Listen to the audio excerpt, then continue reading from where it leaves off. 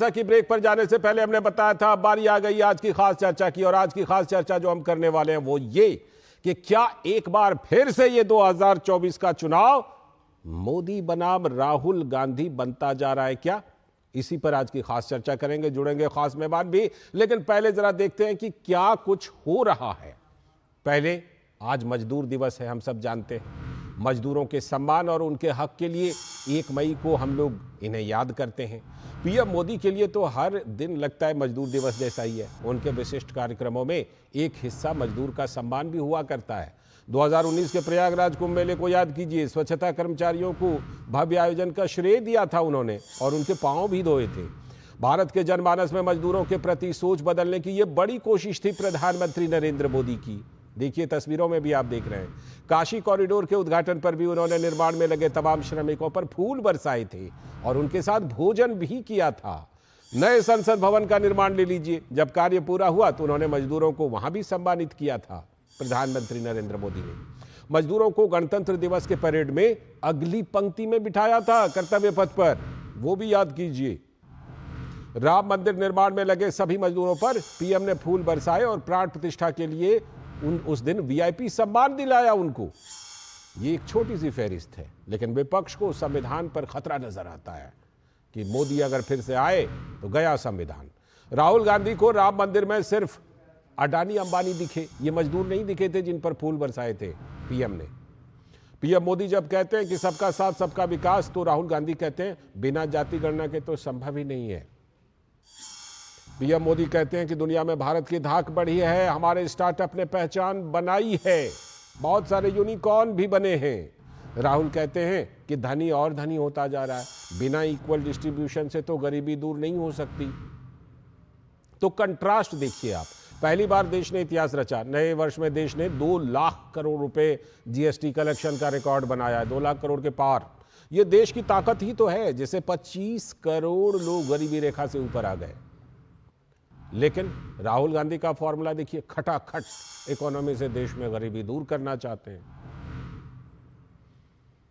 कांग्रेस अपने 5 न्याय में 25 गारंटी देती है, जिनमें युवा, महिला, किसान के अकाउंट में 1 लाख रुपए हर साल देने की बात कह रही है। इसके लिए पैसा कहां से आएगा, ये बात, इसका कहीं जिक्र नहीं है। कांग्रेस ये बता भी नहीं रहे कि कहां से आएंगे इतने पैसे। राहुल गांधी ने भिंड की जनसभा में कहा कि अगर बीजेपी सत्ता में लौटती है तो गरीबों को हक देने वाले संविधान को फाड़ देगी। बीजेपी का दावा है कि राहुल गांधी जैसे ही मुंह खोलते हैं तो बीजेपी के कम से कम 100 वोट तो बढ़ ही जाते हैं, 100 वोट एक्स्ट्रा मिल जाता है बीजेपी को। राहुल गांधी के बजाय हर विपक्षी नेता खुद को ही पीएम का दावेदार बताते रहे हैं। हमहू हैं, सब लोग ऐसे ही बात करते हैं। पीएम मोदी कहते हैं इनका फॉर्मूला है 1 साल के लिए एक नेता, दूसरे साल में दूसरा नेता पीएम बनेगा। यानी बात फिर चेहरे पर आ रही है।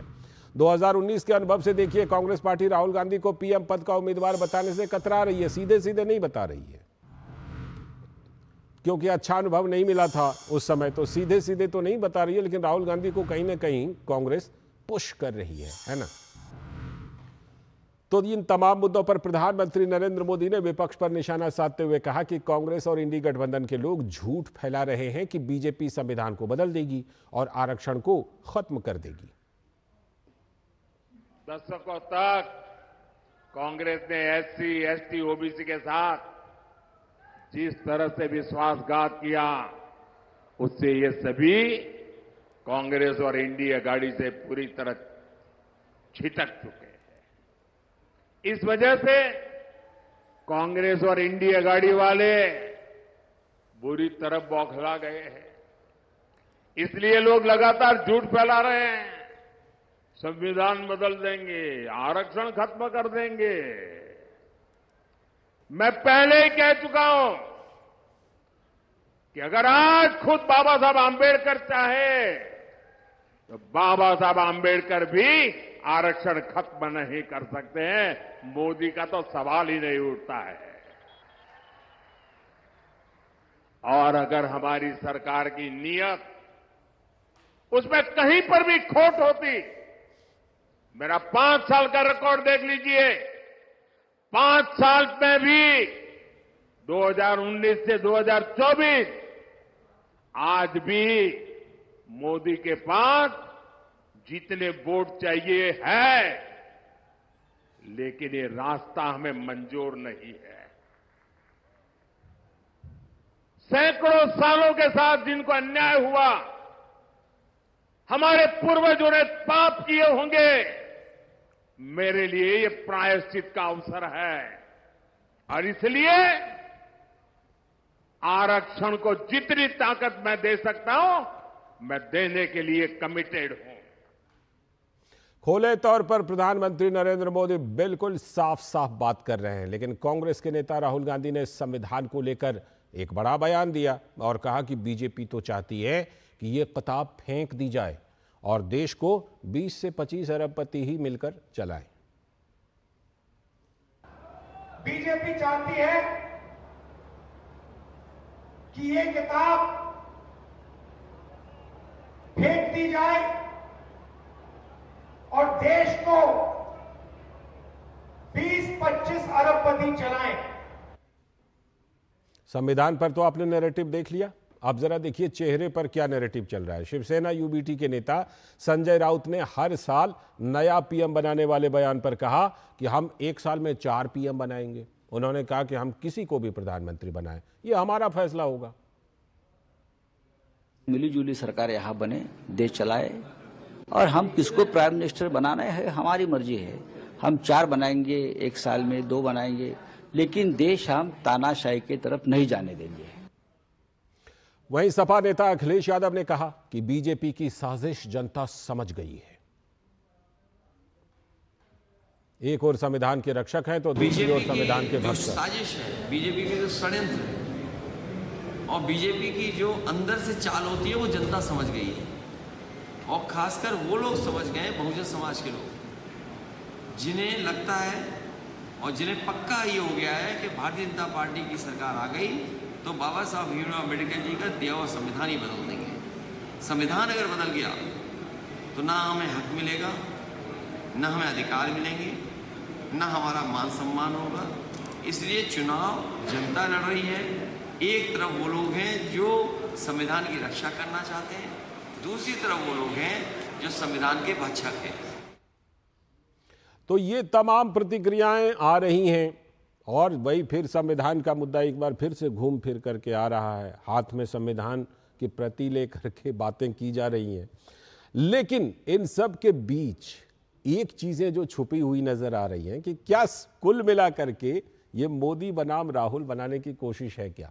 आज खास चर्चा इसी पर करेंगे। हमारे साथ हमारे सलाहकार संपादक विनोद मिश्र जी स्टूडियो में मेरे साथ ही जुड़े हुए हैं और साथ में एसएन सिंह जी भारतीय जनता पार्टी के प्रवक्ता। बहुत बहुत स्वागत एसएन सिंह जी। और हमारे साथ ईशान त्यागी जी भी कांग्रेस के प्रवक्ता जुड़ चुके हैं। बहुत बहुत स्वागत ईशान जी इस खास चर्चा में। मैं चर्चा को विस्तार विनोद जी के जरिए देता हूं। विनोद जी, कहीं ना कहीं ऐसा लग रहा है क्या कि पूरा जिसे कहते हैं ना कि घूम फिर के पूरा गोल गोल घूम करके एक बार फिर से ये चुनाव कहीं ना कहीं मोदी बनाम राहुल होता हुआ दिख रहा है। हालांकि इससे शुरू में परहेज किया गया था, लेकिन फिर से ये घूम फिर करके वहीं आता हुआ दिख रहा है क्या? लाल जी, मैं पहले आपकी रिपोर्ट से आऊं उससे पहले ये जरूरी है कि आज मजदूर दिवस है जी। तो सबसे पहले तो आप सबको मजदूर दिवस की ढेर ढेर शुभकामनाएं।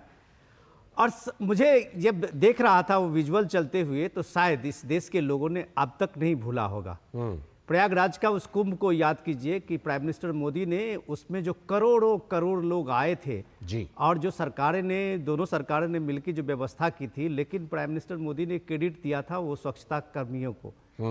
और वो स्वच्छता कर्मियों जो स्वच्छ प्रयागराज और स्वच्छ कुंभ का उसके जो स्लोगन था उसको किस तरह से एक शानदार तरीके से उसको निभाया। तो प्राइम मिनिस्टर मोदी ने, मुझे याद है कि वो संगम में स्नान करने के बाद सीधे वो स्वच्छता कर्मियों से मिले और उनके पांव को धोया था। तो ये देश के लिए एक आदर्श था। इस चीज को आप इस तरह से हम समझें कि इस देश में अगर स्वच्छता कर्मी के एक प्राइम मिनिस्टर मोदी ने पैर धोए हैं तो ये पूरे एक तरह से नई पीढ़ियों के लिए एक संदेश था, वो मजदूरों के सम्मान के लिए।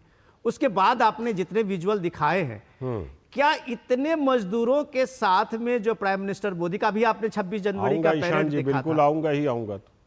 अभी आपने पैरेड देखा था कि उसमें आप देखिए कि अभी नई संसद भवन निर्माण करने वाले जो मजदूर थे उनको सम्मानित न किया गया सिर्फ, बल्कि उनको इस बार के परेड में पहली पंक्ति में उनको बैठाया गया था। जो ये पहली पंक्ति में बैठने वाले सारे वीआईपीज होते हैं, मिनिस्ट्री के सेक्रेटरीज होते हैं, बड़े नेता होते हैं, कर्तव्य पथ पर, वो कर्तव्य पथ पर, उस कर्तव्य पथ पर इस बार देश के वो मजदूर थे, जो वो सारे अग्रिम पंक्ति में वो सारे मजदूर थे।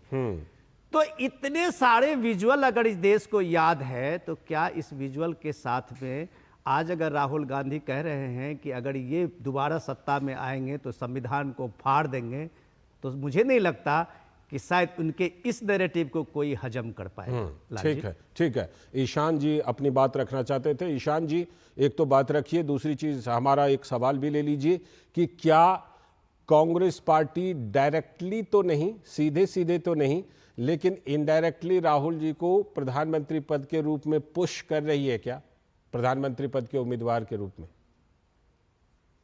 लालचंद जी देखिए, दो पहलू हैं। पहली बात तो मैं आप पूरे देश को और आपके सभी पैनलिस्ट को बधाई देना चाहूंगा, आज श्रमिक दिवस है जी। और हमने सारे विजुअल्स अभी देखे, आपकी स्टोरी में देखे।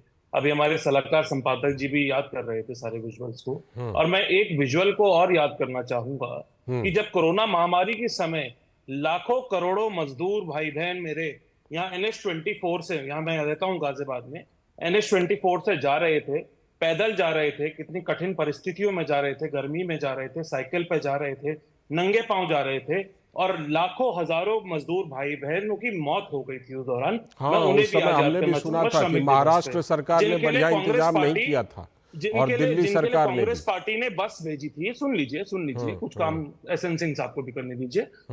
जिनके वही करेंगे काम तो वही करेंगे, लेकिन जब कोई फैक्ट में कुछ चीजें आएंगी तो वो हमें भी साथ में रखना जरूरी होता है। जिनके लिए कांग्रेस पार्टी ने बसें भेजी थी उत्तर प्रदेश में, और उन बसों को रिजेक्ट करने का काम उत्तर प्रदेश की सरकार ने किया था। अब आइए दूसरे सवाल पे कि ये क्या बनाम क्या का ये चुनाव है। ये चुनाव है न्याय वर्सेस अन्याय का चुनाव है, न्याय बनाम अन्याय का चुनाव है। न्याय की बात कौन कर रहा है? न्याय की बात राहुल गांधी जी कर रहे हैं, कांग्रेस पार्टी कर रही है, हमारे सारे गठबंधन के साथी कर रहे हैं। और अन्याय कौन कर रहा है देश के साथ? झूठ बोलने का कौन कर रहा है देश के साथ? देश के जो आम जनमानस के मूल मुद्दे हैं उनसे भटकाने का काम कौन कर रहा है? वो प्रधानमंत्री मोदी जी।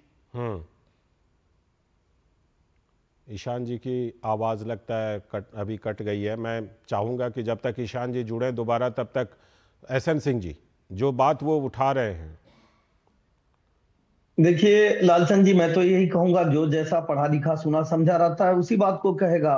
उनके चश्मे में पता नहीं कैसा दोष हो गया, मुझे नहीं पता, लेकिन भारतीय जनता पार्टी नहीं, भारत के लोगों ने ये देखा लालचंद जी कि किस तरह से भारतीय जनता पार्टी के सभी लोग, संपूर्ण भारत के लोग, कोरोना कालखंड एक आता है उसमें किस तरह से बढ़ चढ़ कर हिस्सा लेते हैं और सबकी मदद करते हैं। क्योंकि उनको ये बुराई दिखाई दे रही है, आज भी बुराई दिखाई देगी, और उन्होंने कहा ये चुनाव इन्हीं विषयों पर हो रहा है कि कौन बुराई देखता है और कौन अच्छाई करता है, कौन मजदूरों के लिए कार्य करता है, कौन बुरे कालखंड में भी मजदूरों के मजदूरी की भी व्यवस्था करता है, उनके भोजन की भी व्यवस्था करता है, उनके रहने की भी व्यवस्था करता है, और उनको घर पहुंचाने की भी व्यवस्था करता है, उनको आवास देने की व्यवस्था करता है, और संपूर्ण भारत में किस तरह से बिजली, पानी, सड़क सुरक्षा, शिक्षा, स्वास्थ्य के मानकों को पूरा किया जाता है। आज मजदूर दिवस पर सभी लोगों ने देखा है कि निश्चित तौर पे दो लोगों के बीच की लड़ाई है। एक लोग जो राम को नहीं मानते हैं, जो भारत के संविधान को नहीं मानते हैं, जो भारत के लोकतंत्र को नहीं मानते, ऐसे कांग्रेसी लोग, और दूसरी तरफ संपूर्ण भारत की जनता जो ये मानती है कि भारत लोकतंत्र की जननी है, भारत में भगवान राम का मंदिर बनना ही चाहिए था, बना बहुत सुंदर काम हुआ, 370 जैसी धारा समाप्त होना ही चाहिए था, 3 तलाक पर कानून आना ही चाहिए था। ये संपूर्ण भारत की जनता आज मोदी जी के साथ किसी नाते है। तीसरी बात, आपने एक सवाल पूछा और उस सवाल से भाग गए। एक सवाल आपने नहीं, उनका संपर्क कट गया था, शायद आगे देंगे वो जवाब। आपने सवाल पूछा था कि भाई राहुल बनाम मोदी हो गया। अरे मैं तो कहूंगा लालचंद जी, वसुधा का नेता कौन हुआ, विश्व विजेता कौन हुआ? जिसने न कभी आराम किया, विघ्नों में रहकर काम किया। राहुल गांधी जी को अगर किसी लोगों से पूछिए, हाथ उठा के, अगर आपके अगल बगल में 8-10 लोग बैठे हों, क्या वो प्रधान बनने के लायक है? तो लोग कहेंगे नहीं, कौन प्रधान चुनता है, ये तो देश के प्रधानमंत्री चुनने की बात है। अब ऐसी एक्सपायरी डेट का कोई भी माल हो उसको अलग अलग पैकेजिंग करके अगर आप लालचंद जी ले आएंगे तो लोग जान नहीं जाएंगे कि ये भरोसे का माल नहीं है, कामयाब नहीं है, कारगर नहीं है। ऐसा तो कांग्रेस के लोग भी कहें। अगर आप लड़ने आएंगे, ऐसे लोगों से लड़ने आएंगे जो मजबूत इरादे का है, जो भारत के लिए जीता है, भारत के लिए मरता है, जो 10 साल के अपने शासन काल में किसी के जीवन को बदल दिया, असंभव को संभव कर दिया, दुनिया के सामने भारत की नई तस्वीर पेश कर दिया, ऐसे मोदी जी के सामने ऐसे लोगों को लेकर आएंगे जो घृणित करते हैं, जो फेक वीडियो बनाकर और कहते हैं आरक्षण। अरे आरक्षण जवाहरलाल नेहरू जी से लेके, राजीव गांधी जी से लेके, राहुल गांधी जी से लेके कांग्रेस के लोगों के चाल चली चेहरा को कौन नहीं देखा? ईशान त्यागी जी को बताने का कार्य किए। लौटता हूं आपके पास एसएन सिंह जी। ईशान जी, आपकी बात अधूरी रह गई थी, बात पूरी कीजिएगा और एक सवाल जो मैंने पूछा था उसका भी जवाब दे दीजिएगा कि क्या राहुल गांधी को आप लोग इनडायरेक्टली पुश कर रहे हैं? लालचंद जी देखिए, हम जनता के आम जनमानस के जो मुद्दे हैं उनको पुश करने का काम कर रहे हैं। हम किसी नेता विशेष को, किसी पार्टी विशेष को पुश करने का काम नहीं कर रहे हैं। हम इंडिया गठबंधन के अम्ब्रेला के नीचे हम काम कर रहे हैं। पहली बात तो ये। दूसरी बात, अभी मैंने एसएन सिंह साहब जी को पूरा सुना, इन्होंने बिजली की बात करी। शायद कनेक्शन इसीलिए कट गया था कि उत्तर प्रदेश में रहता हूं और बिजली चली गई एकदम से और इन्वर्टर पे वापस आया तो कनेक्शन जुड़ गया। दूसरी बात यहाँ पर ये कि इन्होंने देखिए भगवान राम की बात कर ली, मंदिर की बात कर ली, मस्जिद की बात कर ली, संविधान की बात कर ली, लेकिन इन्होंने आज तक प्रधानमंत्री की तरह अभी पूरे अपने वक्तव्य में ना युवाओं को रोजगार देने की बात करी कि उनको रोजगार मिला कि नहीं मिला, ना महंगाई की बात करी कि मेरे देश की महिलाएं महंगाई से पीड़ित हैं इस समय, उनकी कोई बात नहीं करी इन्होंने उसकी बात नहीं करी कि मेरे देश की महिलाओं पे, इनके जो कर्नाटक में जेडीएस वाले हैं, उनके जो पोते हैं, छोड़ दीजिए नाम मैं लेना नहीं चाहता क्योंकि प्रधानमंत्री रह चुके हैं देश के, उनके पोते की कितनी वीडियोस निकली हैं उस पे बात नहीं करी इन्होंने बात इस बात पे नहीं करी कि देश का गन्ना किसान परेशान है। तो देखिए बात सारी ये है, ये सब तो आप बात करेंगे, ये जवाब देंगे। सुन लीजिए फेज 1 और फेज 2 का जो चुनाव हुआ है उसके बाद प्रधानमंत्री मोदी जी को और भारतीय जनता पार्टी को ये पता चल गया है कि कहीं पर भी मोदी लहर नहीं है। उनकी बात, उनकी जो झूठ है उनको वो सार्वजनिक हो चुके हैं और लोग समझने लगे हैं। फेक वीडियो फैलाने की जरूरत क्यों है? इसी की जो खिसियाहट है वो इसी बात पे निकल रही है कि पूरी भारतीय जनता पार्टी और प्रधानमंत्री मोदी जी के नेतृत्व में झूठ बोलने का काम कर रही है। हमारे मैनिफेस्टो, इनको ये झूठ लगता है, इनको ये हर चीज झूठा पॉइंट निकाल के आगे ला रहे हैं और लोगों ने 50 लाख से ज्यादा लोगों ने हमारा मैनिफेस्टो डाउनलोड करके देख लिया है कि उनको कहीं भी इस तरह की बात नहीं मिली है। और कई मीडिया चैनल्स ने, इनफैक्ट मैं देख रहा था डीडी पे भी ये सामने आया है कि इस तरह की बात कहीं नहीं निकली जिस तरह के झूठ प्रधानमंत्री जी बोल रहे हैं। ठीक है, आप तो ये साफ दर्शा रहा है कि वो हारने जा रहे हैं चुनाव। और कुछ हो ना हो लालचंद जी, मैं आपको अग्रिम बधाई एक बार दे देता हूँ, अग्रिम बधाई देता हूँ अपने साथियों को सबको कि 4 जून को एम नाम की एक बीमारी से देश को छुटकारा मिलने वाला है और एक नया प्रधानमंत्री जी इंडिया गठबंधन का जो बनेगा वो देश को मिलेगा। बहुत अच्छी बात है। अगर आपको ये लग रहा है तो निश्चित तौर पर हमारी तरफ से भी आपको शुभकामनाएं रहेंगी। नहीं, सबसे ज्यादा मेरे को सबसे अच्छी बात ये लग रही है कि एसएन सिंह जी कुछ काउंटर करना चाहते हैं, फिर विनोद जी के पास। ठीक है, अब एसएन सिंह जी का काउंटर, एसएन सिंह जी छोटा सा काउंटर कीजिए, फिर विनोद जी। देखिए समय आपका समाप्त हो गया, हमने नहीं, जनता ने आपका समय समाप्त कर दिया और जनता ने जो समय समाप्त किया इसको अधीर रंजन चौधरी भाप गए और अधीर रंजन चौधरी जी ने कहा टीएमसी को वोट मत करिएगा, भारतीय जनता पार्टी को वोट कर दीजिएगा। जानते हैं क्यों कहा? क्योंकि वो जानते हैं कि भारतीय जनता पार्टी रहेगी तो संपूर्ण राष्ट्र का विकास होगा और अगर कांग्रेस और टीएमसी लोग रहेंगे सिर्फ तुष्टिकरण का कार्य होगा, तुष्टिकरण का कार्य होगा तो देश का भला नहीं होगा। इन्होंने कहा हमने किया क्या है? अरे भाई, जहां जहां आपकी सरकार रहती है, पंजाब में आपकी सरकार रहती है, मादक द्रव्यों की तस्करी बढ़ जाती है, राजस्थान में आपकी सरकार रहती है, गला काट प्रतियोगिता शुरू हो जाती है, छत्तीसगढ़ में आपकी सरकार रहती है, गेंद से लेकर गोबर तक घोटाले हो जाते हैं। भारतीय जनता पार्टी की जहां जहां सरकार रहती है वहां विकास के कार्य होते हैं साहब। इस नाते देश की अर्थव्यवस्था बढ़ जाती है, इस नाते 25 करोड़ लोग के बाहर आ जाते हैं, इस नाते किसी का आवास, किसी का उज्ज्वला, किसी को उजाला, किसानों को सम्मान निधि, इस नाते विकास के कार्य होते हैं। लौटूंगा, आप दोनों के पास लौटूंगा, दोनों के पास लौटूंगा। 102 देशों को रक्षा आयुध निर्यात किया जाता है। ठीक, इस नाते भारत तमाम आंकड़े रखिए दोनों तरफ से जनता के बीच। ठीक है, मुझे विनोद जी के पास है, मैं आऊंगा ईशान जी, आऊंगा ईशान जी। विनोद जी ये बताइए कि तमाम मुद्दे तो उठते रहते हैं हर चुनाव की तरह, जाहिर सी बात है, लेकिन कहीं ना कहीं जो सवाल हमने पूछा था ईशान जी को उसका उन्होंने डायरेक्ट जवाब नहीं दिया कि क्या वो राहुल गांधी को डायरेक्टली या इनडायरेक्टली पुश कर रहे हैं प्रधानमंत्री पद के उम्मीदवार के रूप में? डायरेक्ट जवाब इसलिए आपको ईशान जी नहीं दे रहे। देखिए, ईशान जी बहुत अच्छे प्रवक्ता हैं, युवा नेता हैं, हमारे पड़ोसी भी है। अच्छा, तो ईशान जी अभी इन्होंने कहा कि आपके यहाँ बिजली उत्तर प्रदेश में बहुत ज्यादा जाती है। तो मेरे पड़ोसी भी है, मैं ईशान जी को जानता हूँ। ईशान जी, अब एक मिनट सुन लीजिएगा। हम लोगों ने, देखिए, हम लोगों ने आपका लंबा सुना है, आप एक बार थोड़े से सुन लीजिए। हम लोगों ने जो हमारी एक एडिटोरियल थी और जिस पर हम डिस्कशन के लिए आप लोगों से राय लेने के लिए, सुनने के लिए आए थे, तो आप दोनों प्रवक्ता एक अलग अलग लाइन पे डिस्कस कर रहे हैं। सवाल ये है कि ईशान जी अगर कहेंगे कि हमारा नेता राहुल गांधी होंगे, प्रधानमंत्री होंगे, ये तो इंडिया गठबंधन के लोगों ने पहले ही खारिज कर दिया है। डे फर्स्ट में खारिज कर दिया था, जब ममता बनर्जी ने इंडिया गठबंधन के 3rd मीटिंग में उसने कहा था कि ममता जी ने कहा था कि इंडिया गठबंधन का हमारे अगर जीत होगी तो खड़गे जी प्राइम मिनिस्टर होंगे। अब अरविंद केजरीवाल ने उस समय में उनका सपोर्ट भी किया था। तो एक तरह से जाहिर सी बात है कि इंडिया गठबंधन ये मान के उस समय में तैयार थी कि किसी भी तरह से हम राहुल गांधी को आगे करके ये चुनाव नहीं लड़ने जा रहे हैं। ये मैं चुनाव के घोषणा से पहले की बात बता रहा हूं। कांग्रेस के साथ में दिक्कत क्या है कि उनको 2019 का एक जो उनका राहुल गांधी को लॉन्च करके उन्होंने इलेक्शन लड़ा, राहुल गांधी को आगे करके, तो उनका एक्सपीरियंस है चौकीदार चोर वाला। और वो एक्सपीरियंस का उनको जिस तरह से लोगों ने देखा, तो कांग्रेस पार्टी डेफिनेटली अभी ये साहस तो कम से कम नहीं करेगी कि वो राहुल बनाम मोदी करवा के वो एक दूसरे बहस में ले जाए देश को। हो क्या रहा है ये मैं बता रहा हूं। ये शायद ये दोनों प्रवक्ताओं ने इस चीज को नहीं उठाया जो आपने अपने डेटा में बताया है। आज भारत का इस ताकत को देखिए कि जीएसटी का जो कलेक्शन का रिकॉर्ड है वो 2 लाख करोड़ का पहुंचा है। ये भारत की ताकत है। ये भारत की ताकत है कि कैसे भारत आर्थिक समृद्धि के रूप में जो आप फ्रेजाइल 10 से फ्रेजाइल 5 में पहुंचा है। जब प्राइम मिनिस्टर ने टॉप 5 में पहुंचा है, जब पीएम मोदी ने यह संकल्प यात्रा के साथ शुरू किया कि हमको 2047 तक का विकसित भारत संकल्प कहा, तो आपने उस नैरेटिव को चेंज किया।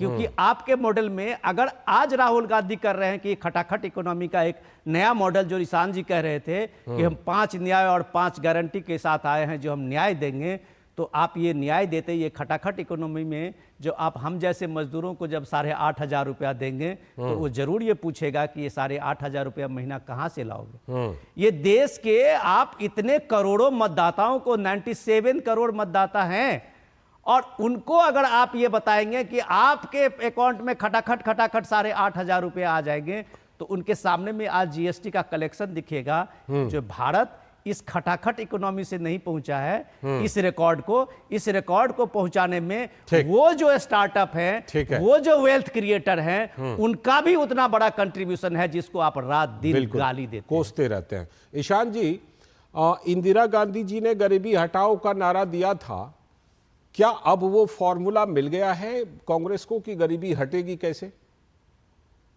लालचंद जी, देखिए, पहले तो मैं जवाब देना चाहूंगा एक सिलसिलेवार तरीके से कि देखिए, जीएसटी की बात हमने की। जीएसटी सरकार कलेक्ट करती है और उसके बाद जो राज्य हैं उनको तक जीएसटी लेट पहुंचता है, ये सबको पता है। क्यों पहुंचता है, इसका निवारण निकालना चाहिए। मोदी जी नहीं निकाल पाए पिछले 10 साल में, हम आगे आगे निकालेंगे। चलिए 10 साल नहीं, क्योंकि जीएसटी तो उन्होंने गलत तरीके से लागू किया था थोड़े समय पहले ही, लेकिन ये नहीं निकाल पाए पिछले 6-7 सालों में। महंगाई की हमने बात करी। देखिए, महंगाई आप देख लीजिए, पेट्रोल का दाम तब क्या था और अब क्या है। गैस सिलेंडर का दाम हम छोड़ के गए थे 400 रुपए का, आज 800-900 रुपए का मिल रहा है। इससे पहले 1000-1200 रुपए का भी मिल रहा था। आप डीजल का दाम देख लीजिए, हम छोड़ के गए थे 50 रुपए पे, आज 90 रुपए के आसपास मिल रहा है देश की कई जगहों पे। अब बात करी हमने गरीबों की, कैसे पैसे आएगा। देखिए, पैसा कैसे आएगा और गरीबों की, दोनों की बात मैं आपको बता देता हूं। 80 करोड़ लोगों को अगर आज भी देश में राशन फ्री मिल रहा है, जो छाती ठोक ठोक के प्रधानमंत्री मोदी जी बोल रहे हैं, तो ये चिंता का विषय है। उन्होंने 25 करोड़ लोगों को देश की गरीबी से बाहर नहीं निकाला, उल्टा 27 करोड़ लोगों को गरीबी रेखा से नीचे धकेल दिया है, जिनको हमने 10 सालों में गरीबी रेखा से ऊपर निकालने का काम किया था। अब आइए दूसरी बात पे कि ये क्या बनाम क्या है, फिर से आपको मैं बता देता हूं।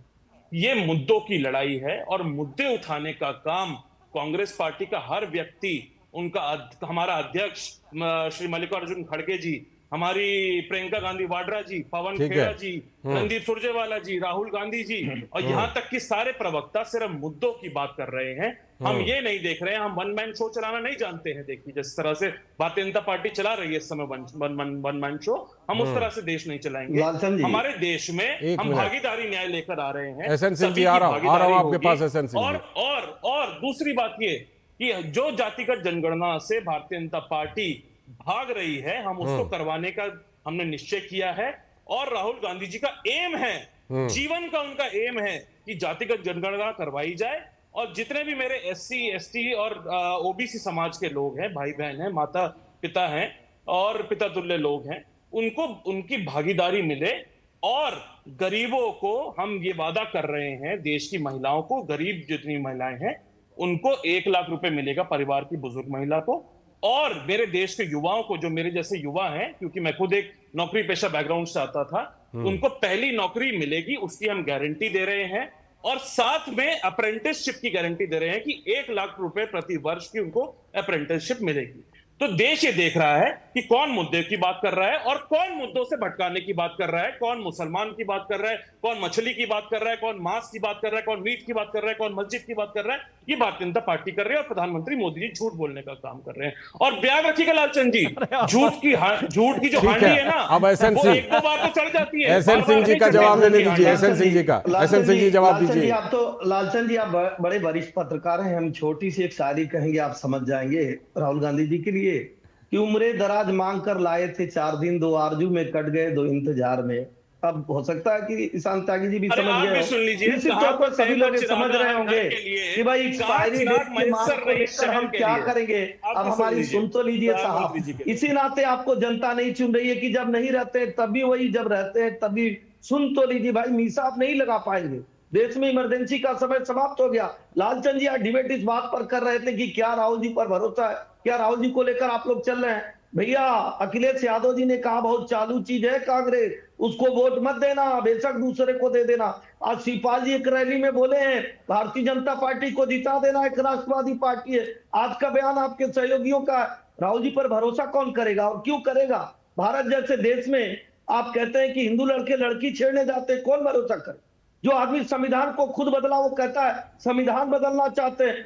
78 रुपए के लिए आपने लोकसभा में बिल लाकर संविधान बदल दिया साबानो केस में। जब वो कहने जाएंगे तो निश्चित तौर पे लोग तुलना करेंगे कि मोदी जी तो जो कहते हैं वो करते हैं और अच्छा करते हैं, लेकिन राहुल गांधी जी और उनके 100 परिवार जितने 4 पीढ़ी अगर निकाल लिया जाए, जो किए कहे वो नहीं किए। साधुओं को बुलाया बात करने के लिए और दिल्ली में गोली चला देने का कार्य की इंदिरा गांधी जी की सरकार। इस तरह से लालचंद जी लोग तुलना कर रहे हैं और तुलना करके जान रहे हैं कि भारत एक मजबूत हाथों में है, मोदी जी के हाथों में एक सशक्त भारत बनने जा रहा है, एक विकास के कार्य हो रहे हैं, 50 साल तक ले गए, लेकिन आज नेवी बेस बन रहा है, डिफेंस कॉरिडोर बन ठीक है, रहा ठीक है, मैं आ रहा हूँ। कारखाने लग रहे हैं तो लोग विकास के साथ रहे। चौथी बात आप देखिए, ठीक ठीक आप दोनों के पास आऊंगा। ठीक है, छोटी सी बात सुनिए, छोटी सी बात सुनिए। देखिए लालचंद जी, ये जानते हैं सारी लड़ाई किसमें कांग्रेस चाह रही है, समाजवादी पार्टी पूरी तरह से समाप्त हो जाए, क्योंकि समाजवादी पार्टी का अस्तित्व तो यूपी के बाहर है नहीं, टीएमसी का बंगाल के बाहर नहीं है, आम आदमी पार्टी का दिल्ली के बाहर नहीं है। और हम तो बहुत दिन तक कांग्रेस चाह रही थी, हम तो राष्ट्रवादी पार्टी, हम तो राष्ट्रीय पार्टी थे, तो धीरे धीरे वो मिलकर इनके अस्तित्व को समाप्त करना चाह रही थी। लेकिन सभी जो इनकी सहयोगी पार्टियां हैं वो जान गई और वो सोच रही है नहीं, अब भारतीय जनता पार्टी की सरकार बन जाने दी। लालचंद जी ठीक है, मुझे विनोद जी के पास जरा जाना। संविधान को नहीं माने, विनोद जी, जो लोकतंत्र को नहीं माने, जो देश में सिखों की हत्या करा, इनकी ठीक है, देश में नहीं है। सारे मुद्दे घूम करके एक बार किसान जी देखिए, आज जो एयर टाइम है, एयर टाइम आज का जो हमारा एयर टाइम है सबसे ज्यादा आपने लिया। बीजेपी के प्रवक्ता जो एसएन सिंह हैं, हमने दिया उनको आपने कभी आप उनके सारे टाइम को आपने एक तरह से डिस्कशन में ही उलझा दिया और अपनी बात कहने में वो एसएन सिंह जी आपकी बात सुनते रहे। कम से कम इतना धैर्य तो रखिए कि जब एसएन सिंह कह रहे हैं तो आप सुन लीजिए। आपने पूरा टाइम आपने ही लिया है एयर टाइम, लेकिन अब आप सुन लीजिए। 50 साल गिनवा दिए, लेकिन ये अब किसान जी आप सुन लीजिए। अरे अब आप तो सुन लीजिए, लेकिन आप प्लीज अब सुन तो लीजिए। बहुत दर्द बढ़ा, अब दूसरे का भी आप सुनेंगे। जहाँ पूजा नहीं हो देते थे वहाँ पूजा हो रहा, इस नाते आपका दर्द बढ़ बिल्कुल, रहा जी। है। आप नहीं जहाँ कहते थे परिंदे पर नहीं नाम सकते, वहाँ पैर रखने की जगह नहीं है। जहाँ शोभा यात्रा नहीं निकलने देते थे वहाँ शोभा यात्रा निकल रही है। जहाँ पे आप कहते थे कि यहाँ पे तो तिरंगा नहीं फहर सकता है। चलिए ठीक है ठीक है ठीक है, देखिए तमाम आंकड़े जो हैं उसको गिनाने के लिए प्लेटफॉर्म खुला हुआ है। मैं बार बार कहता हूं कि पूरा प्लेटफॉर्म खुला हुआ है, चुनाव चल रहे हैं, पूरा गिनाइए। एक बार मेरा सुन लो। आन बान शान है, तिरंगा हमारी आन बान शान है। हमारे मर्यादा पुरुषोत्तम भगवान राम से इतनी नफरत मत करिए। चलिए अभी मुझे समय समाप्त हो रहा है, मुझे फिलहाल यहीं पर लाल जी जल्दी से लाल जी जल्दी देखिए, से ईशान जी आप प्लीज आप बहुत बोलिए, कम से कम यार सुनिए, अब कम आप से कम दूसरे सुनिए। का ईशान जी सुनिए। सुनेंगे, आप अच्छे प्रवक्ता हैं, आप दूसरे का भी सुनने का तो थोड़ा सा धैर्य रखिए। आप अच्छे प्रवक्ता हैं, लेकिन जब आप सुनेंगे तभी आप और अच्छे प्रवक्ता बनेंगे। हम लोग किसी की पार्टी, आप दोनों को मंच दिया है, अपनी अपनी बात रखिए। लेकिन एक सवाल जो लोगों के मन में है, जो हमारे एंकर ने हमारी रिपोर्ट से आज को सवाल पूछा था कि राहुल गांधी को क्या कांग्रेस लॉन्च करने की बात तो भारत जोड़ो न्याय यात्रा में की थी, लेकिन वो आते आते जब इलेक्शन कैंपेनिंग हुआ तो राहुल गांधी को के नाम पे, कोई नेतृत्व देने के नाम पे ये बात गौन हो गई। लेकिन जिस तरह से राहुल गांधी का जितना अभी रैलियां हो रही है, उनके रोड शो हो रहे हैं, तो प्रोजेक्शन है। मैं दूसरी बात कह रहा हूं कि आपका कॉन्फिडेंस, जो लोग कह रहे हैं कि कांग्रेस का कॉन्फिडेंस नहीं बढ़ पा रहा है, जो अभी अमेठी और रायबरेली में कैंडिडेट कौन होगा गांधी परिवार से, ये तय करने में आप इतने दिन लगा दे रहे हैं और आप पता नहीं कर पा रहे हैं कि चर्चा चलती रहेगी। समय समाप्त है फिलहाल। बहुत बहुत शुक्रिया एसएन सिंह जी, ईशान जी और साथ में विनोद जी, आप तीनों का बहुत बहुत शुक्रिया। फिलहाल एक ब्रेक का समय है और ब्रेक